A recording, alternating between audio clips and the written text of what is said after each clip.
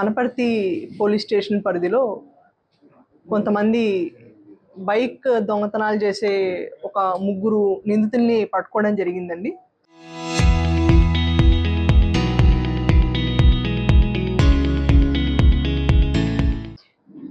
నిన్న సాయంత్రం 4:30కి టైంలో ఐఎల్టీడీ సెంటర్ దగ్గర వీళ్ళు అనపర్తిలో బైక్ దొంగతనం చేయడానికి ప్రయత్నిస్తూ మాకు అనుమానాస్పదంగా దొరికారు. మా దగ్గర ఆల్రెడీ 99/2026 అని ఒక బైక్ దొంగతనం కేసు ఉంది అనపర్తి పోలీస్ స్టేషన్లో.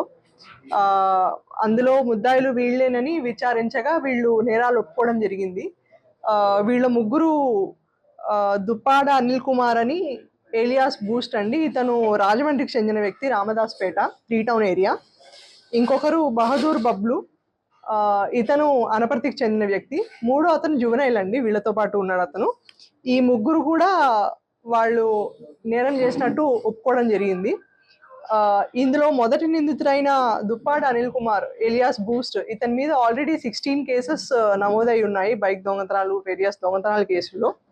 అండ్ వీళ్ళు ఒప్పుకున్నవైతే మాత్రం ఇప్పుడు 10 కేసులు ఒప్పుకున్నారండి. వీటిలో 10 కేసుల్లో టోటల్ రికవరీ మనకు 14 బైక్స్ అయ్యాయి. ఇందులో 7 పిఎస్ల పరిధిలో వీళ్ళు దొంగతనాలు చేశామని ఒప్పుకున్నారు.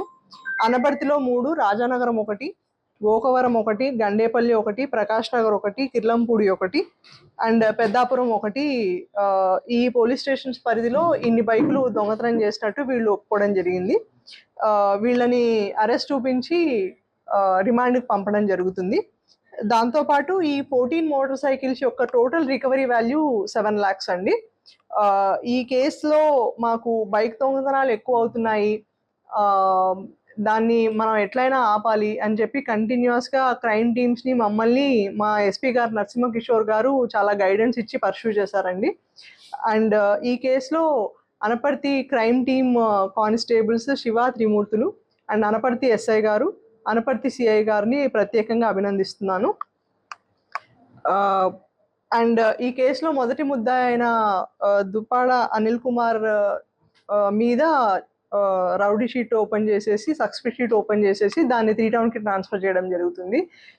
షీట్స్ ఓపెన్ చేసి దొంగతనాలు అరికట్టడం, వాళ్ళ మీద సర్వేలెన్స్ పెట్టడం అనేది పోలీస్ డిపార్ట్మెంట్ చాలా ప్రెస్టీజియస్గా తీసుకొని ఇకపైన వీళ్ళు బైక్ దొంగతనాలు చేయకుండా ఆపడం అనేది సర్వేలెన్స్ ద్వారానే పాసిబుల్.